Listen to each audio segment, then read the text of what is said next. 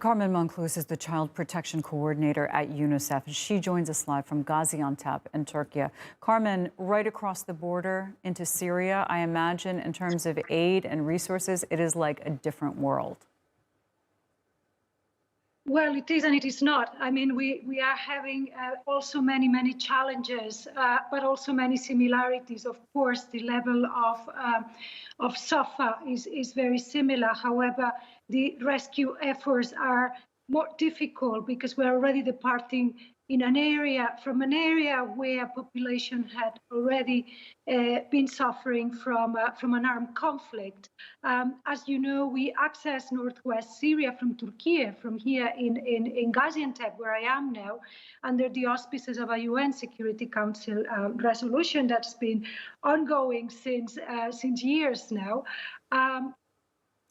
The difference is also that we are responding to an area where there is no government. The government of Syria has no access or presence in the area, and therefore already our implementation capacity was going through our NGO partners, who right now are also affected population themselves. So they are also agencies who have been affected, them and their families, and therefore we have less muscle than we used to have before, although the needs are now multiplied by 100, right? So this is the situation that we have right now in northwest Syria. Well, how would you characterize the amount of aid and support that's been able to flow in there? Because I know it was pretty late in coming. Mm-hmm.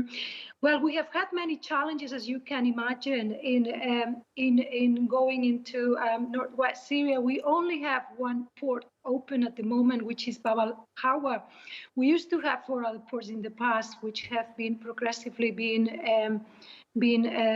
closed. So Bab al-Hawa is the only artery that we have to respond to the northwest at the moment, and it's important and of essence that artery continues flowing and that supplies continue coming and getting into northwest Syria. I mean, this is fundamental at the moment, and it's very urgent that we continue that artery. Things are becoming a bit more clear as time passes, a bit more, I would say, if we can say so, a little bit more of a stability, or at least clarity on the ground of what is required and so on. And we know the needs are massive. You know, one thing that I think is striking to see, and also viewers notice it, when you look at scenes of rescue, for example, in Türkiye, you see at times dozens of crews from multiple countries, multiple organizations, all focused with equipment and dogs and teams and all of the technology. And then in Syria, you see a similar scene where somebody's trapped under rubble, and you see it's basically villagers pulling this person out with their bare hands. I mean, quite a difference in resources there. Mm-hmm, mm-hmm. There's many reasons, and probably all contributing one to the other. You need to understand as well that we're departing from a very low baseline. This was a place where there was already an armed conflict with no governmental structures in place. There were no statutory services for most parts, so most services were actually supported by NGO partners.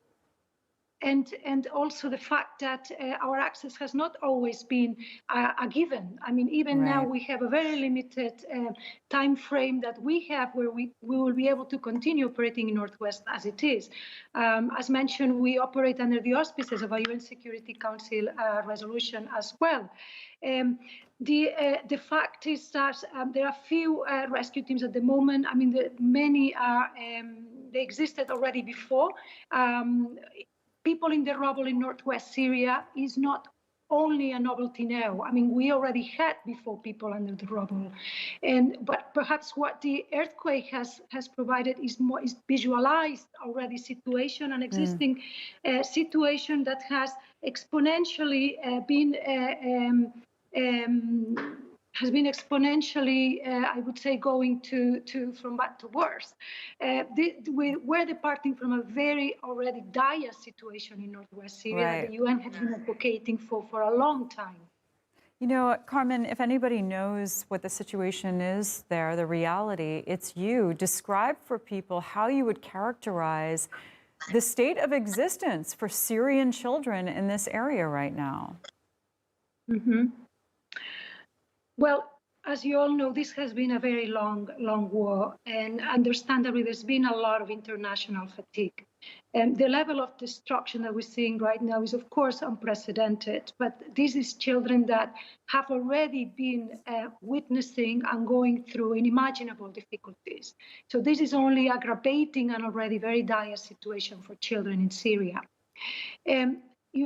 We're departing from, to give you a sense on the dimensions, we're departing from a population of 1.4 million people living in northwest Syria. 4.1 million people in this area were already dependent on humanitarian aid.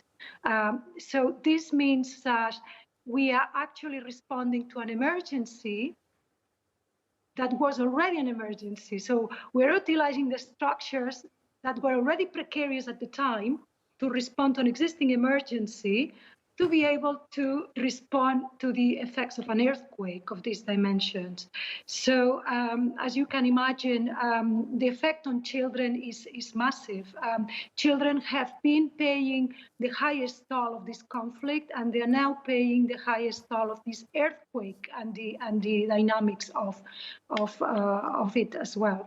Yeah, I guess if there's anything to be said for those children, they tend to be very resilient, in many cases more resilient than adults. But, you know, I'm glad you reminded us all and everybody who's watching how dire that situation was to begin with. All right, Carmen, thanks very much.